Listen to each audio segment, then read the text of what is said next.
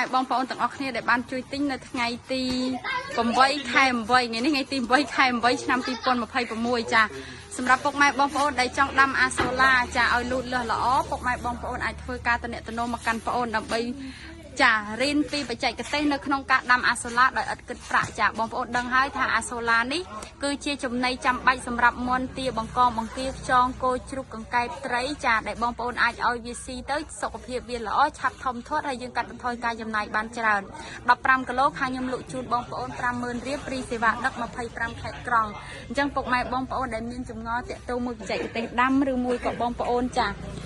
ចង់បានសម្ភារៈនៅក្នុងការដាំគឺខាងបងប្អូនមានចែកជូនបងប្អូនទាំងអស់គ្នាអានេះគឺដុសសម្រក់ទឹកចាបងប្អូនហើយនេះជើងទី1ដែលត្រូវចេញចាគឺចំនួន10កញ្ច្រែងដែលត្រូវចេញវគ្គទី1នេះហើយនេះគឺកំពុងស្រក់ទឹកដើម្បីដាក់ជូនបងដែលគាត់បានកំងអ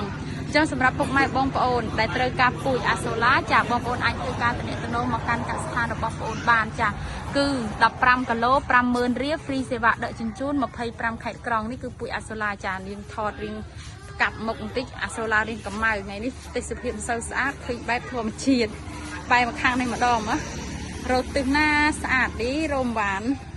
នេះរៀងត្រន់បន្តិចចាបងប្អូនដឹងហើយរុក្ខជាតិបៃតងគឺពណ៌វាអញ្ចឹងណាបងប្អូនចាហើយនេះគឺឫសខាងក្រោមរបស់វាចានេះគឺឫសខាងក្រោមរបស់វាពេល